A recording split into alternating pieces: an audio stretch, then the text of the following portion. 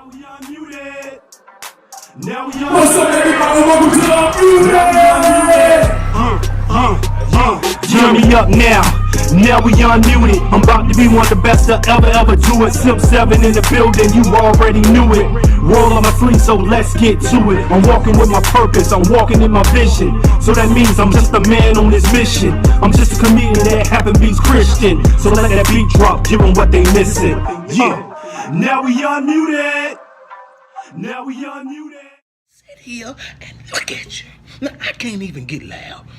I'm gonna sit here and look at you, looking like a grown uncle niece. Why is you got, is that a rumple? Why is you wearing it? You are a grown boy. Get in here and take that off, and why is your neck showing like that? Get him out of here. You is looking like somebody's daughter's son. Why is you got it? I'm mad at you right now. He should stop it.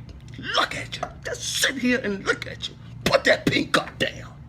Sit there. Why is your thighs looking like bird sandals? Bro, let's do this. Yo, what's up, everybody? This your boy Sim 7, and welcome to another episode of Unmuted. And today we have a special guest in the house. You've seen him on Comment View on BET. You also seen him on the R. Kelly tour, opening up for Surviving R. Kelly. And this brother is a funny man, and I got him right here in the studio with me today. And this is none other than Comedian Antione Scott. What's up, bro? What's up, man? I like that intro, boy. I lost 7 fans just now.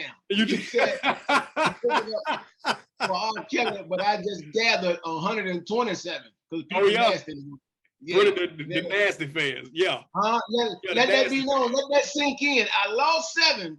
But I gained 127. Let you know how the world is today. Come on. Oh, yeah, most deaf, man. How you doing today, bro? Man, I can't complain, man. Went to church this morning. Happy Easter to you and everybody else, man. Happy Easter to you, man. I'm sitting there. It really ain't communion Sunday, but I'm just, I went to church, so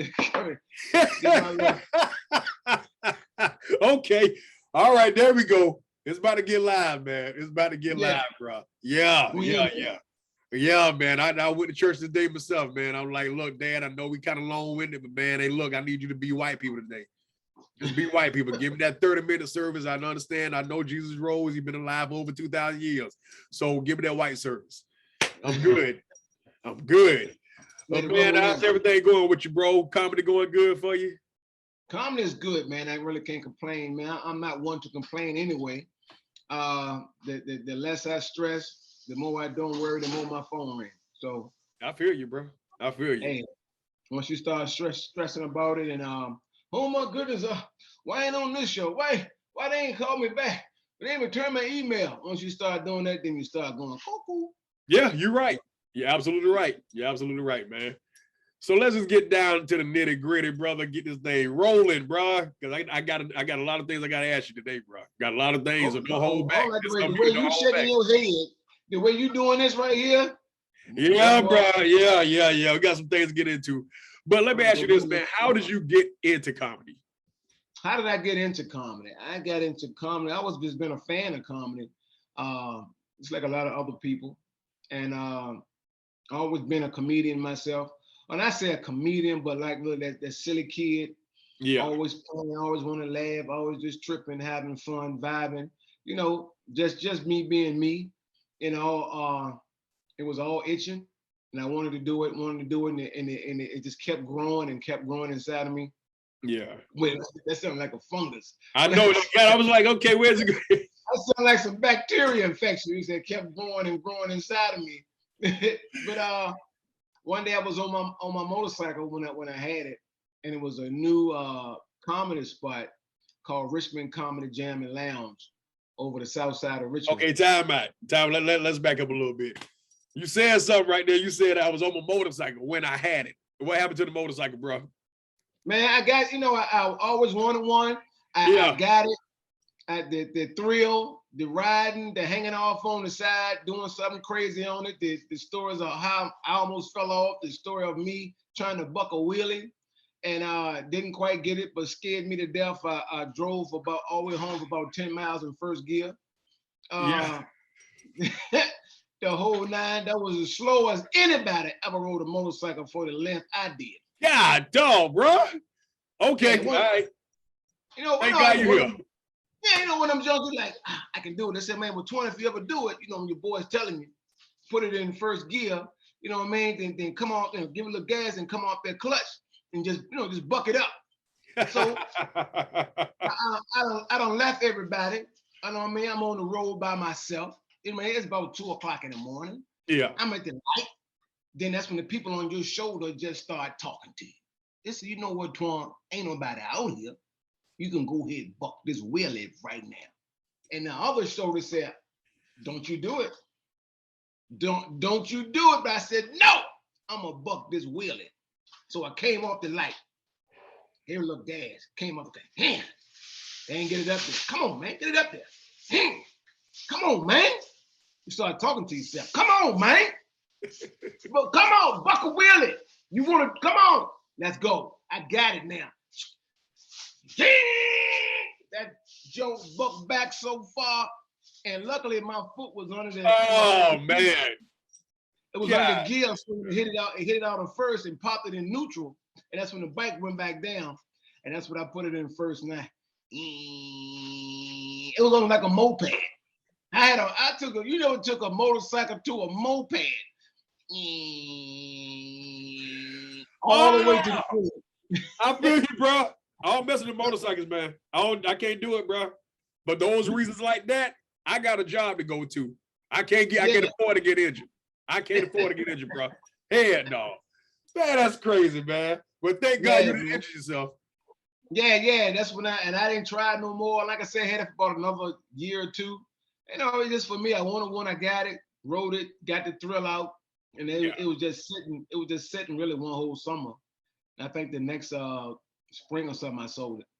But yeah, I was on my motorcycle and saw the club, and I went over there, knocked on the door. He said, "Man, come on in." Blah blah blah. You know, he just opened. I said, "Man, I want to, I want to do comedy like that." Yeah. He said, "Come on back this weekend." So, and that's how it all started. Oh, that's what's up, man. That's what's up. And I also had a chance to watch you and perform with you. 2017 when I first got started. Okay. Yeah, that was a little sprinkle, man. Much upgraded since then, bro. I'm like, you just can't sit up there and talk about church the whole time up there. No, bro, I had to let that go, man. I had to let it go, bro.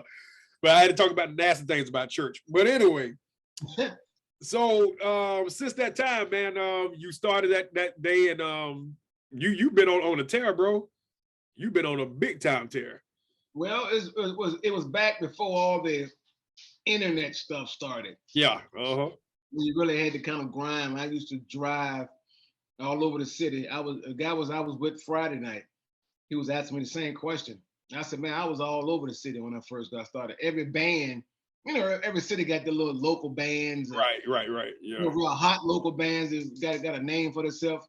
Every local band knew who I was because I was at every little bar, restaurant, club they were at, because I was going up doing their little intermission piece. Yeah. And I was going up. I mean, I was at every little place. And then from there, started hitting the road, going to DC, Northern Virginia, Baltimore.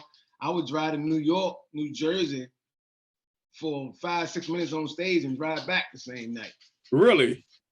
So, that's what it was back then, because you didn't have the internet. Yeah, you're right. You're absolutely right. Because I saw you, the first time I saw you, I was in middle school. Whoa. Time about high school. Wait up. Please say college. Please say at your mama house or something. Don't tell me the first time you saw me, you was in middle school. No, it was high school, man. You was on Comic View. And man, I was like, who is this guy, bro? That was my first time seeing you, man. You had that crowd rocking. Bro, look, man, you shut it down that night, bro. And I got it on VHS too. This is my VHS was still out, bro. So I did press record. I put the tape in. I used to record Comic View, bro. Sure did. And you yeah, I'm amazed at myself. Bro. So how did you get there? Oh man, just grinding. Just grinding. I don't even know myself. Really? You know myself. God, no, bro. Oh, that boy got me hot. I'm in here sweating. You know what I'm saying? The liquor. I mean, oh, amen. Easter, happy Easter. Oh, this cat been drinking. Golly. I ain't been drinking, man. I just had a couple sips. I'm just tripping on. I just don't mind me, man. Go ahead. Oh, you good, man? So how did you get the Comic View, man?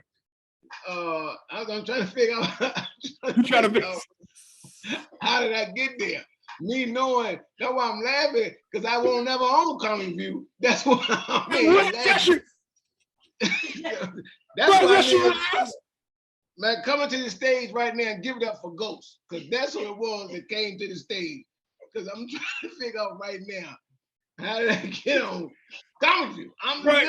Right. Even the guy that introduced you, I think you was at the Lab House or something like that. He even said you was on Comic View. He might have said it. Now know something about. Know something about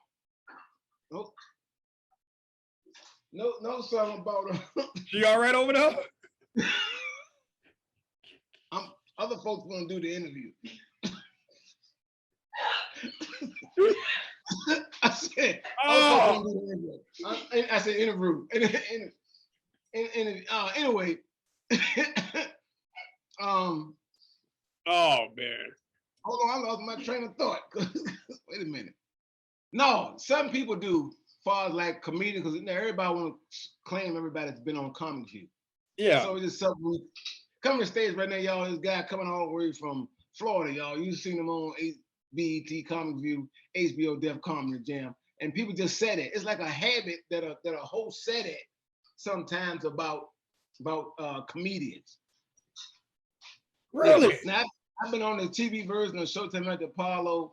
I've been on Bill Bellamy's Who's Got Jokes. Yeah, I saw that. Okay, maybe that was it. I did see that. I did see that. I saw Bill Bellamy, You Got Jokes. I saw that. Yeah, I saw you on there. Small comedy things I've done, but yeah, I won't never on Comic View. But yeah, cats always. That's the thing a host always said. Yeah, I'm coming stage right now, man. Coming all the way, y'all, from New Jersey, man. He's been on HBO Def Comedy Jam. It could have been Kevin Hart. I thought it could have been Kevin Hart. I thought it was you. But dude, I could have sworn I saw you on that, though, man. What the heck? Okay, if you did, please let me look back. Somebody owe me a check. That's all I'm saying. Yeah, somebody owe you a check on that one, doc. Owe me some money. And so anyway, moving on from that fiasco of a goddamn question. So who did you admire coming up doing comedy, man? I'm not one just to have one. I have many because, as you know, comedians have different styles of comedy. Right. You know, so I'm a big Robin Harris fan. Of course, all the greats. You know, your Richard Pryor's, Red Fox. You know, I just like a abundance of people for what they have done for comedy. Right. I don't have no particular one person. You know what I mean? Does that make any sense? Yeah, that makes perfect sense. Yeah. Because some of the ones that you name, I was still is big Red Fox. And he's one of the ones that I do not hear in the GOAT conversation, like that's up there. You know what I'm saying? But I mean, when I listen to him, dude, I can barely hold my stomach, bro. I can barely hold my stuff down. That's one of the ones that I love big time, bro. Red Fox was hilarious. Big time. Right. And he said what he wanted to say. And I couldn't believe he had so many the stories he had. Yeah. You know, he's like, yeah, I met this girl, and this girl, and I was coming outside, and he just have a whole bit. He had like a million of them. Like, how can this dude remember all of these? You know, so much. He had a whole lot, man, whole lot. Right. So, did you have anybody like to ever like take your comedy and perform it as if it was their own? Because I know a lot of cats, man, they talk about that. Like, this dude stole. I know Mark Curry said that Steve Harvey stole some of his stuff, and other cats. You hear that so much in the comedy game where comedians take jokes and some or get it on TV. Of course, if somebody take your joke and if they're a more known comedian and they get on TV and they say it, then you coming back to another show and you saying your jokes Right. Everybody, oh man, you stole that joint from such such. You're like, no, he stole it from me. Then you be like, who you gonna believe? This is Right, exactly. Star who they think is a big star on TV, or you when you doing comedy at Chuck and Buck Bar and Grill on a Wednesday night. Right, right. You know, Yeah. so that's the thing that always goes on. Though everybody always says keep on writing, and there's no better material than originality when you talk about your life. Right. Talking about your personal stuff that happened to you in your life where somebody can't take it. Exactly. Because there's a lot of stuff that goes on in the world that we all pull from. And I've heard some things that I've said that other cats have said at the time. I'm like, wait a minute. Did you watch my show? Because brother been working, man. I've been working. I've been working hard, bro. Yeah. But I like that. Like, okay, everybody got it like the same mind, because a lot of the events that's happening in the world we all pull from, you know what I'm saying? So like the same type of And you can have that. You can have somebody whom you never worked with. You might see their name around in the business, but never really worked with, never even came across their path. And you can see them on something, and they can almost have the same identical joke as you. It was a current event. It was a hot topic. It's like the Will Smith, Chris Rock thing. And you think this joke that you got is like, anybody doing a joke like this? And you can sit there and watch it and be like, yeah, you're right. Absolutely right. I know this dude ain't never seen me before. He ain't never seen me ever. I know this for a fact. Right. That joke he just said is just like 98%, like just like mine. Right, just like mine. Right. Yeah. So you already brought it up, but because we said, but my favorite, I have a list. You're in that list, but my all-time favorite number one is Bernie Mac. Bernie Mac touched on a lot of stuff that back then, we laugh and fall out. But in this new culture, man, this cancel culture, they're probably going to cancel him by now. I'll say this, man. I think I had this discussion with a couple of comedians who just all talking. Bernie Mac would have been the funniest. Go Chicago to the dude, Bernie Mac. He playing all the bars and lounges. He got a hot Thursday night at such and such, but he never would have hit that plateau as he did, because his whole joke that made him famous was one of the kids, he a faggot, Right, yeah. I'm not walk all like this here. I'm gonna tell it faggot, tell the boy, the whole nine. You can't talk like that right today. And by him, and not saying he wouldn't have changed, but he might. No, I take that back. He might would have been still that comedian, but I don't think he'd have been on that highest level. That's just my personal opinion. Really? Because a lot of cats, even Dave Chappelle. Dave Chappelle he goes in. He goes in. Dave Chappelle's he's going in now because he's already at that top pinnacle of comedy. Right. Dave Chappelle wasn't talking like that if you go back to his first specials. Yeah, you're right. You're absolutely right. He wasn't doing that. But all this stuff and him growing as a comedian and being in that like GOAT status of comedy, of stand-up comedian, and having the Chappelle show and all that stuff like that, he got to be that.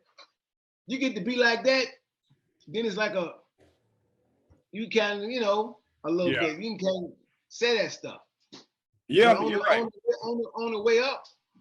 And plus Dave Chappelle, this guy, he in a whole different bracket, man. You're right. Yeah. Time zone. You know what I mean?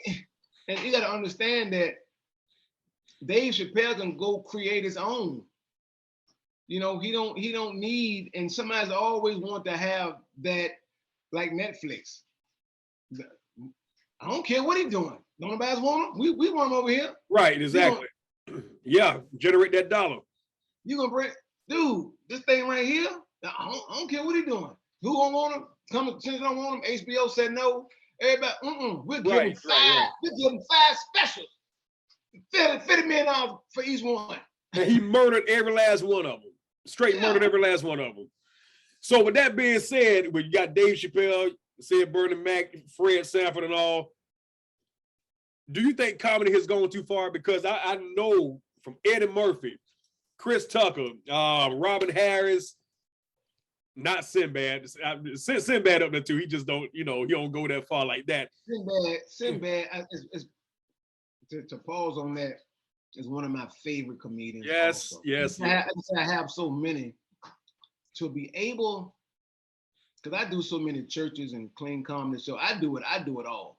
Mm-hmm. I don't claim myself to be a Christian comedian and all of that. I want to entertain everybody. Everybody, right? Everybody. I don't want to say, well, I don't want to do churches. Well, if I do, I gotta do a church this Friday coming up. I gotta do another past anniversary. So yeah, that's what's up, man. Yeah. So but Sinbad, man, he I told him crack my side. Jeez. Yeah, most definitely, bro. Yeah.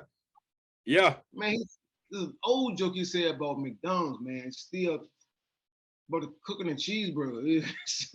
Oh, cooking a double cheeseburger. You know how you got to wait on certain things when you order it from McDonald's.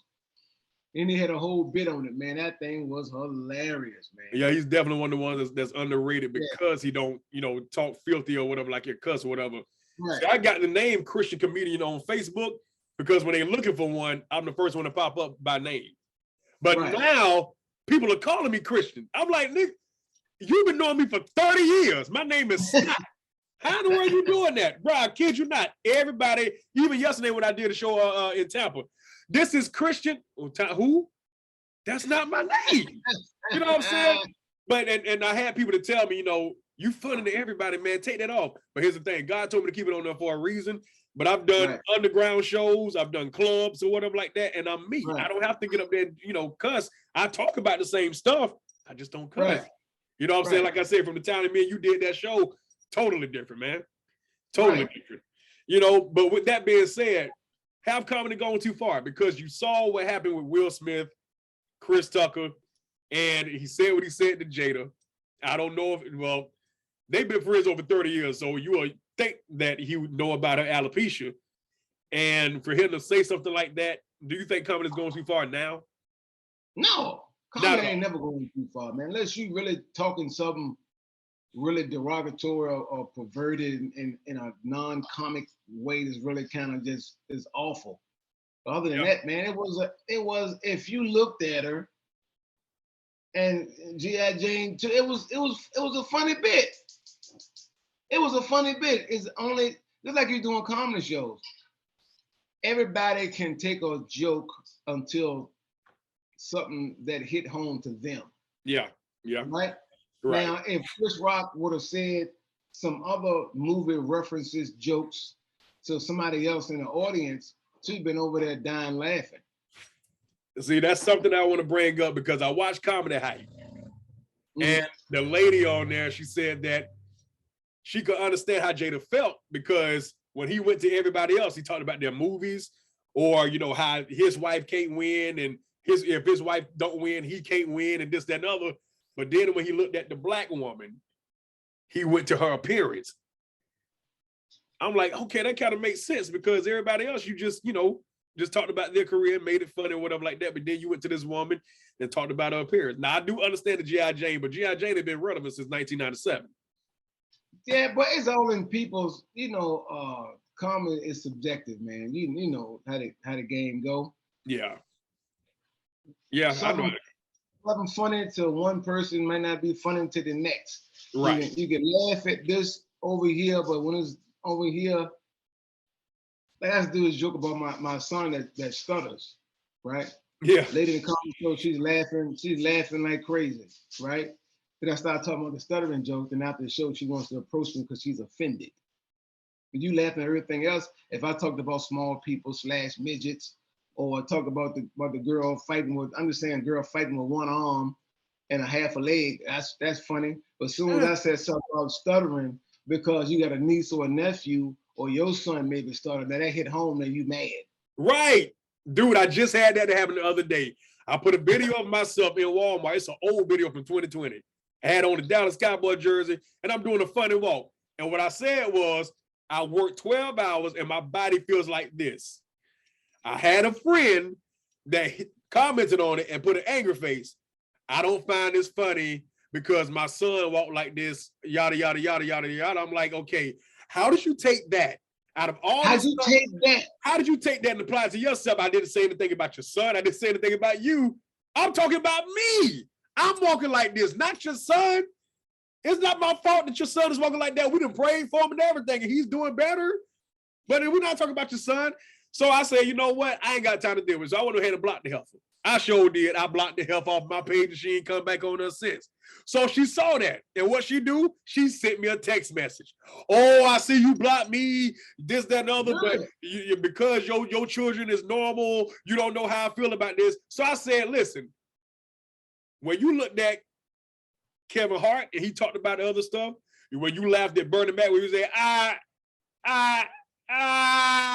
Right, all that. Yeah, somebody challenge like that for real because I'm a school teacher. I see these mammal jumpers all the time. I don't like going to them because they like touching my jewelry. I hate that ish. Right, so, right. You been there talking about this, but you laughing at that. So now what? You don't, because of how I'm walking, you want to counsel me because of that? And then she said these words that kind of angered me, bro. She said, well, according to the reactions, ain't too many people like it, so I guess everybody wasn't thinking funny. I'm like, number one, helper, you got pictures that ain't people like, that you thought that you look fine and helpful. You know what I'm saying? Like, you ain't got no edges on yours, so forget you. You know what I'm saying? Gonna try to take a personal shot at me like that, man. Right.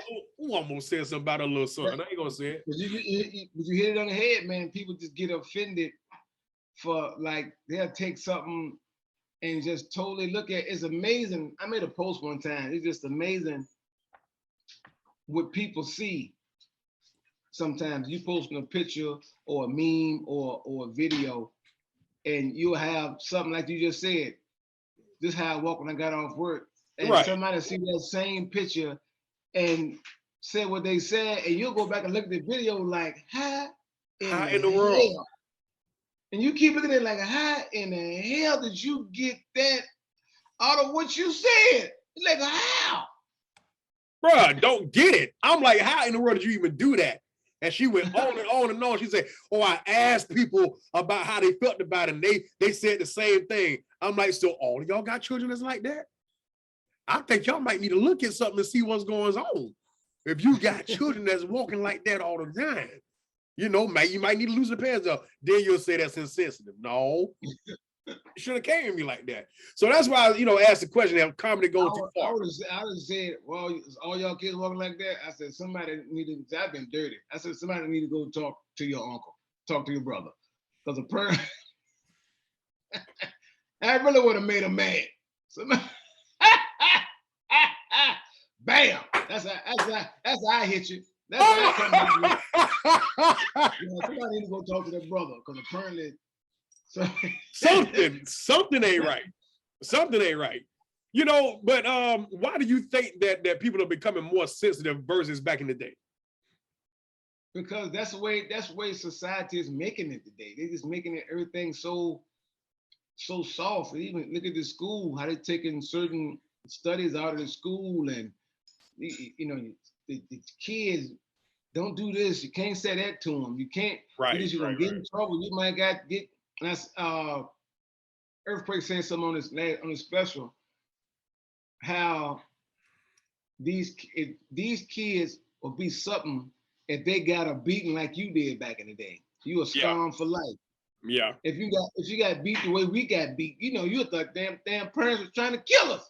Yeah, you're right. Yeah. The way they beat you with a switch or a belt or whatever, and get that broomstick or whatever, and get their hands on to knock you across the room. If, like you said, Earthquake said, you give them a punishment and put them in their room. But to commit, he said, do suicide. Yeah, you're right.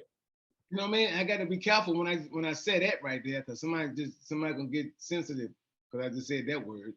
See, you gotta say a word, you gotta backtrack and be like, I ain't mean it in a sense of go do it, because somebody listening be like, well, I don't think that's funny. I got a friend of mine who child committed. They attach everything you say. Everything you say. And that's so unfair, because it's almost giving us, putting us in a box like, like, man, F it, man. Look, y'all get y'all money back. I'm out this. You know what I'm saying? Like, come on, man. You can't do us like that, man. Because everything is attached to somebody. Yeah, and that's how it is. You just keep doing You just know who you are as a person. Right. You know where your heart is, and you know you're not saying nothing malicious, or you're not saying nothing to be mean spirited. You know you're not doing it. For me, when I know it's in my heart and what my intentions are, right. I don't pay attention to what somebody else is saying. You know, because you took it like that. I know in my heart I didn't mean it like that. That's the way you just took it.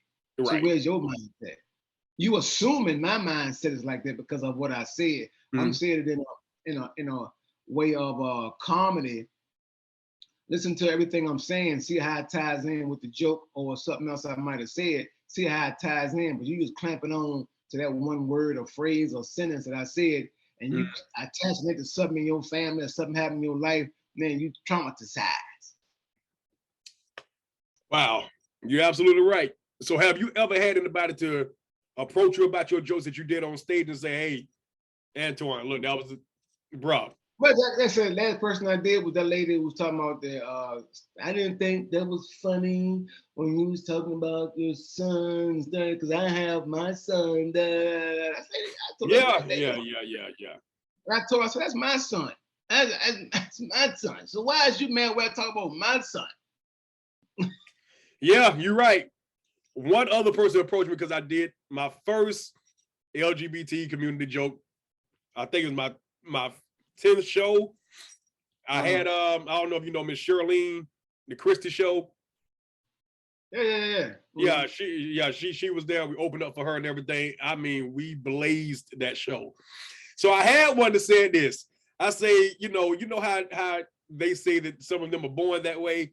And I was like, man, that ain't true. That's your choice. I said, but can you imagine if your child came out like that when you was having birth and you was pushing them out and they came out, goo-goo, goo-goo daddy, where my baba at? And they was like, dude, everybody was laughing. But one person, one of my newer friends at that time came up, I got a friend that's gay. And that was so offensive, Scott. I don't like what you said. I'm like, dude, okay, he can take this, but he can't take a joke. You can force something up there, but you can't take a joke. This is clearly a joke, not about your friend, not about you, about a hypothetical baby. How you get mad over a hypothetical baby? Did you come out saying goo goo, goo goo boo? Like, no, man, it was just, we here laughing. It's a comedy show. We're here to have a good time. And it was a clean show. So it's like, dude, I didn't go deep in it. That's all I said.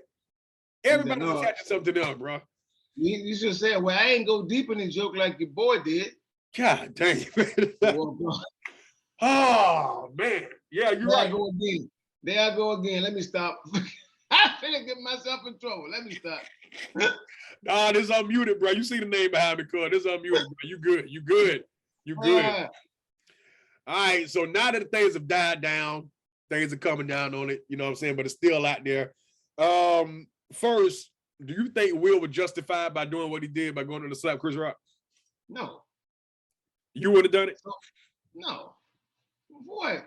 I mean, would have been, first of all, I'd have told her, why you getting, he wasn't saying it. That way, if he know Chris Rock, if I know the host like that for the long as he did, he's a comedian, and he said something, he didn't call you out your name, he just said a joke. He laughed, he chuckled. Yeah. And he looked at everybody, know he laughed and chuckled and looked at her, and she wasn't laughing like he's seeing some hurt in her face, whatever. Oh, I've been like, oh, baby, come on, girl. You don't want no plan. I talked to him. He's great. I mean, he ain't mean it like that. Right. You know what I mean? Keep it moving. You know what I mean? But she was laughing though after he smacked Chris, and it's like, wow, Will Smith just smacked, you know what I mean, on that. She was back there. Yeah, see, but here's the thing with that though. Everybody was still trying to figure out, was that real or was it a skit? So I don't think she really knew, because they were like, hey, she should have stopped him. Like, dude, you saw how far apart they were sitting. She really didn't know. I didn't know. I didn't even know that it happened. Because my boy Musa Jackson, they just got the award for the Emmy for Summer of Soul or whatever like that. So I hit him up. I say, hey man, I say, was that real? And then he turned his phone off because everybody stopped. So I guess it was. But I was like, dude, that was a hard slap for one. I mean, that you can hear, you heard the spit. You like when you can hear like the water sound and somebody might you slap him, that was hard. That was hard. So now the punishment that he gave him, do you think that was right? 10 years? He just won the Oscars. He just won the top award that every actress and actor wants in the drama movie world. He just got the top award. I wouldn't even care about coming back. You're right. You're right. I can see if I'm still making movies, that's on my wish list, or I want to scratch it off, winning the Oscars for all these movies I've done, or a movie I will do. I want an Oscar to show my best. I want that. I got it. I got the top award. Right. Just like you getting like the Grammys give you the best hip hop artist award, or give you the best Christian gospel comedy DVD. You got the top honor of that. You got the top honor, and you did something crazy where you can't come back for 8 years. Okay. Yeah. As I walk out with this, I ain't coming for how long? He got the bottle, man. I see y'all in 8.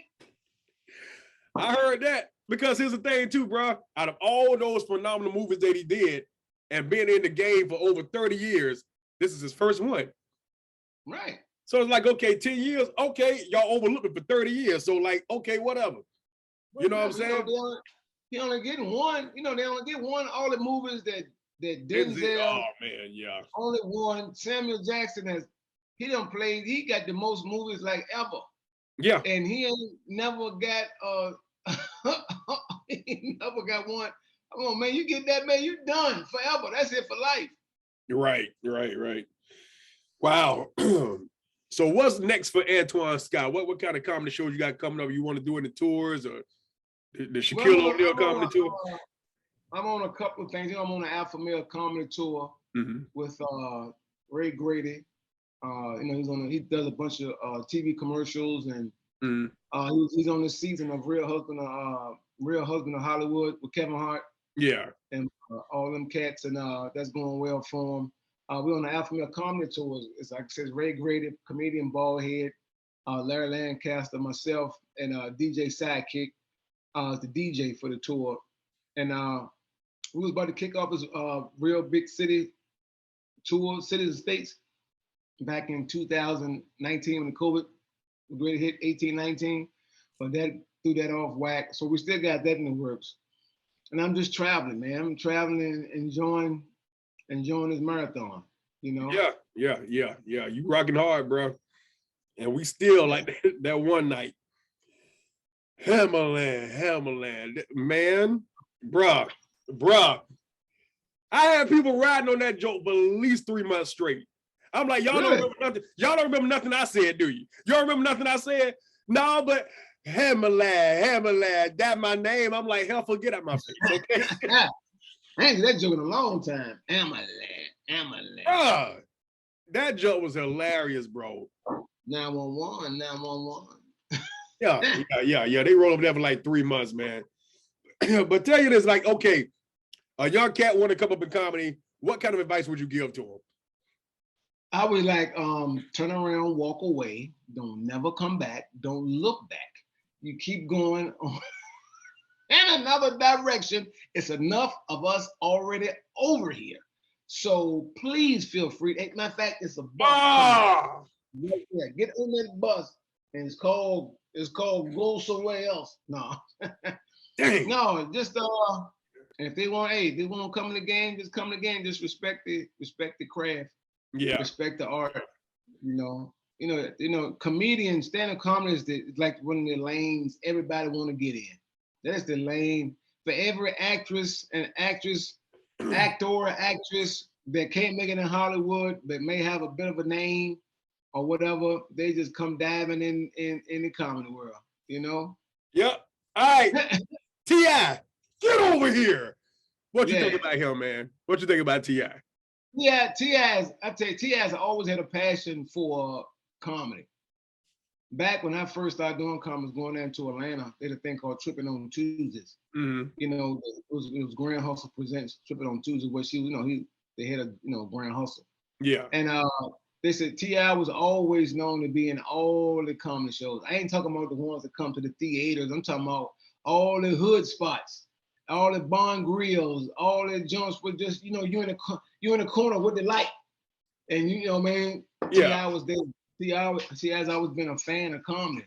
And just like I said, you know, now he just decided to go ahead, I'm gonna try this lane out of comedy. And like it is because of, to be honest, because of who he is, you know, you get to move up a couple of extra steps up. Yeah. You know, but he's still working out jokes in comedy rooms, you know, throughout Atlanta, going to LA, stuff like that. I don't know if he's been to any in New York, but he's going stuff like that and he's working his jokes out. Well, he just had a show that he experienced getting booed for the first time, and they played a clip of it, and he got booed pretty good, man. Got booed pretty good. Then that right after he did that, he went to one of his famous songs and played that, and it kind of got them back on track or whatever like that. But he didn't actually play. He played. He told Emma to drop it.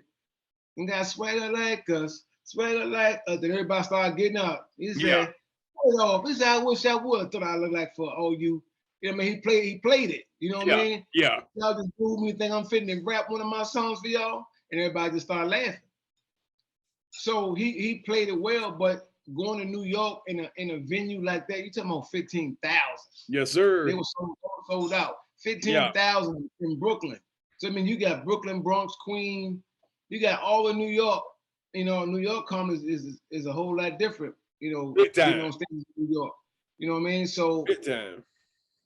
And plus, everybody's already watching all the stuff that's going on online about you. So New York ain't like they coming in like, oh, we'll have a good time tonight. Yeah, man, we they chuckling and they ain't chuckling and giggling already coming. Not at all. No, they sitting there like this. You good, B? You good? You know what I mean? And I can't stand that, man. I can't stand that jump, man, because I was invited to New York and I took my daughter with me. And when we was out just in Manhattan, downtown New York, checking out, you know, all the good stuff you want to go down there. And we did that. So a dude had tickets to the Laugh House over there. Amateur night. All right, let's get up there. Let's go. Let me mark my name here in New York. Anything else, bro? Like, what the hell? Okay, my name is Scott Simpkins, man. I holler, man. F y'all ran off the stage, bro. Notice, I ain't got no videos of that. I ain't telling nobody that I did anything. That's it. That's just New York. So it's tough out there, bro. Yeah, but to me, you still got to be authentic, be yourself.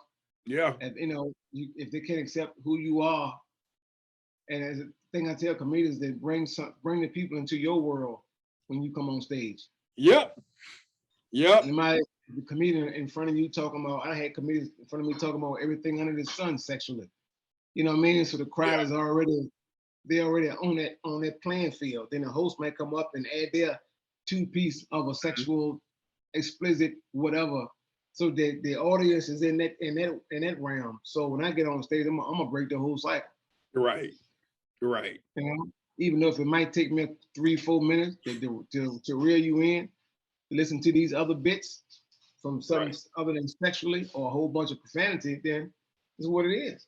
Either gonna like me or you're not. You know? Hey, that's real, bro. So my last thing to you, man, before I gotta go to work, bro. I gotta go to work tonight, bro. But you got your bit on YouTube, Facebook, that a lot of people know you from now besides you doing stand-up. I'ma sit this right here. And just look at you. Just look at you. How did you come up with that, bro? Because your look at you videos is hilarious to the core, bro. Thanks, man. It came from someone wanted me to. I was doing a show and they wanted me to do like a video, you know. Hey, come on, man, do a video for the show. Oh, man, I won't into this. I won't into no to the early stages. Then you look back on it now like I wish I would have. Yeah. I was like, this was on my regular old Facebook page, right? And I posted a couple things before, but nothing like that. So I was like, y'all come to the show. The show is Antione Scott gonna be in the building. Man, if you don't come to the show, man, I'm gonna look at you. Like that. I remember saying, I'm gonna look at you. I came back the next day. I know I had like over 1,000 something views, maybe like 1,800 views. And I ain't never, look how excited I was. 1,800 views, not 118,000, not 18,000. It was 1,800 views. Yeah. Or maybe less. And I was like, I ain't never had this many views. And I started reading some of the comments. Boy, you gonna look at me if you don't come to the show. Mama, look at you. You gonna look at me? I was like, that is dumb, right? I'm being honest. Like, that is dumb. And I think I did a couple more videos of me saying "look at you" in it. Then I think I did a video with something that had "look at you," and then comedians started calling me. Boy, you might be on to something that "look at you" stuff. You know what I mean? So I'm like, really? Yeah. You definitely on to it, big time. Yeah. So I started doing some other stuff different from what I do now. Trying to find myself with the "look at you" videos. I was doing had a whole bunch of hats. That's a whole bunch of hats. I may have like 6 fitteds on my head and be talking about something. Look at you. And I had a helmet on, one of them.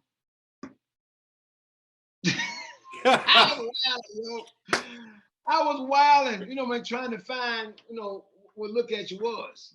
Right. So, then it grew to what it is today. Yeah, you got shirts, you got hats. Yeah, the whole got nine. bros. All that. I'm gonna definitely look at you. I'm from the South. Definitely looking at you up in this mountain jumper. Yes, sir. Yeah, man. So I said I had one more, but let me ask it. Now, with comedy now, you got a lot of cats coming off of internet fame. They really didn't put the work in like times before. What do you think about that? You feel like that's kind of, because I've also seen some of them that really didn't do so well on stage versus being behind a computer. What do you think about that? Well, now it's like, I don't really care now, but in the beginning, I was a little perturbed in the beginning because the work that we put in, or say I put in to kind of get on some of the stages or whatever the case was, but learning that it's show business, and they just were blessed with a element that they came up in the right time frame. So, I mean, it is what it is to me, really. I mean, it came up in the right time frame where social media hit, and then it was, of course, it was MySpace, then of course Facebook, then it was Vine, then Instagram came out, then most definitely like TikTok out now, and people just sit around now and I just see people. We got regular housewives and single moms. They got 1.6 million followers. Bruh, I don't get it, man. And it's like, what do I have to say to get put in the algorithm? I mean, I'm doing stuff. I got the show over here doing it. Okay, you got 400 views. Like, what the hell? Bro, I've stopped trying to figure it out. And I just do my videos, man, and just do it for the people. Yeah. And let it be. Once you turn on, I keep going back to TikTok. And I just be on it. And you see the woman, she'll hit the button and just walk back and just shake something, and she just turn around, don't say nothing, and just hit the button, walk, turn around, look back, bop, bop, bop, bop, yeah, bop, yeah. Bop, bop, bop, and she'll walk back and turn off, and then you look over to the side, she got 216,000. I don't get it, bro. I don't get it at all. And I just added to it because I just watched it, Then I know some cats that's just seriously doing creative content, that's doing little skits and like it took a little bit of writing to get the little skit together. Yeah. And they got different cameras at different angles, and it's like, even like on IG, cameras at different angles, and you can tell they did some editing and this for that little minute video. It looked like it took them maybe 2 hours to really put together. Yeah. Because you got to edit, because some guys, edit this and different camera angles and dot. Yeah. Yeah, especially whole night. on the Apple computer. Yeah, all that editing crap, Right. it takes time. Yeah. You do all that, and you look at that joint, they got, you know, they got 2,000 views, or they got 817 views. Yeah. You looking like, dude.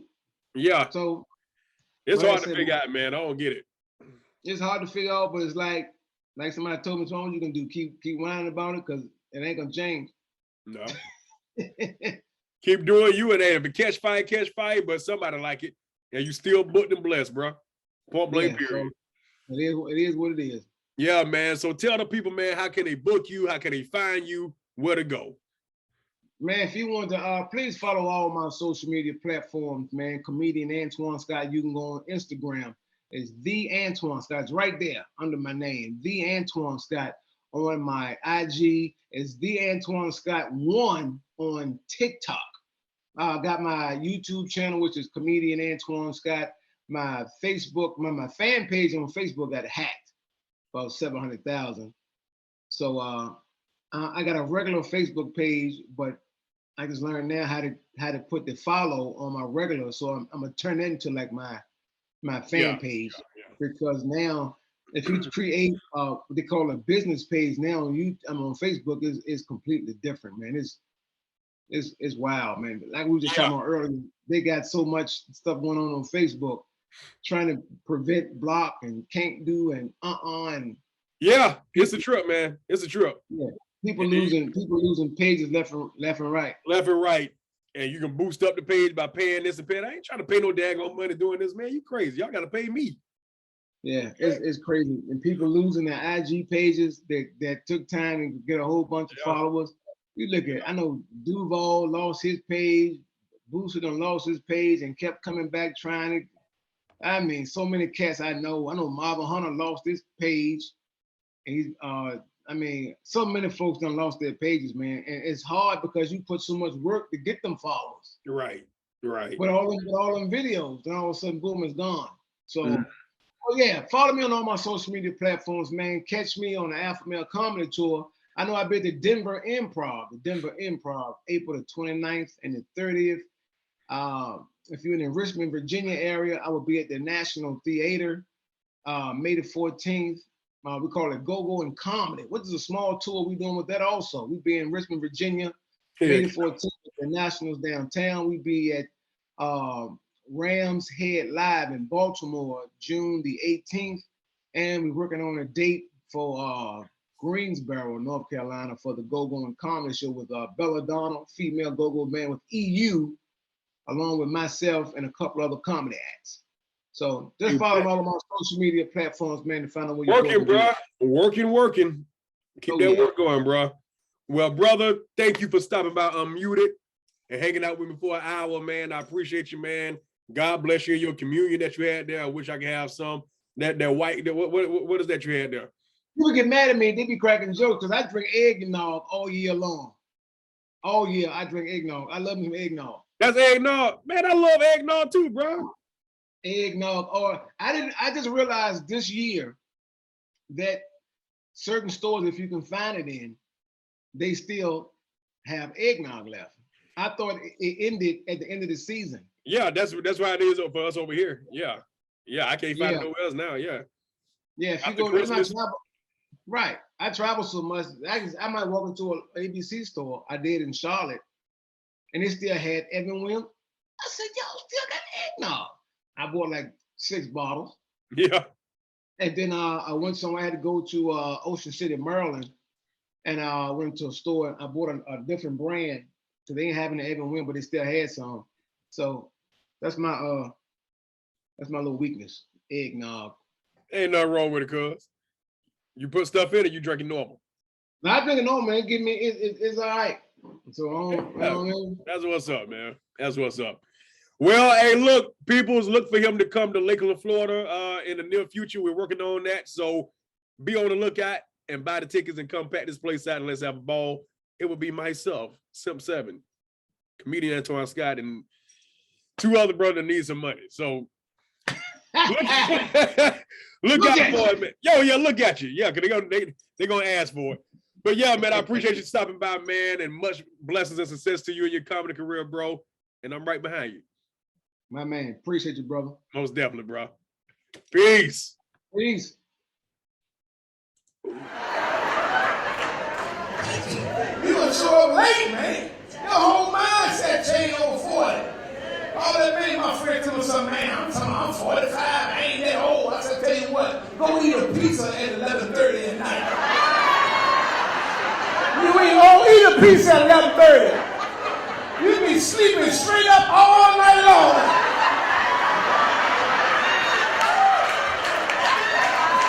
Because if you lay there with that dough in your chest, when you beat your chest all night, woo, hey, go to the store, go get me a ginger ale. Go get me a ginger ale. No, make sure it's seafood, make sure it's seafood. All right, Kevin, try.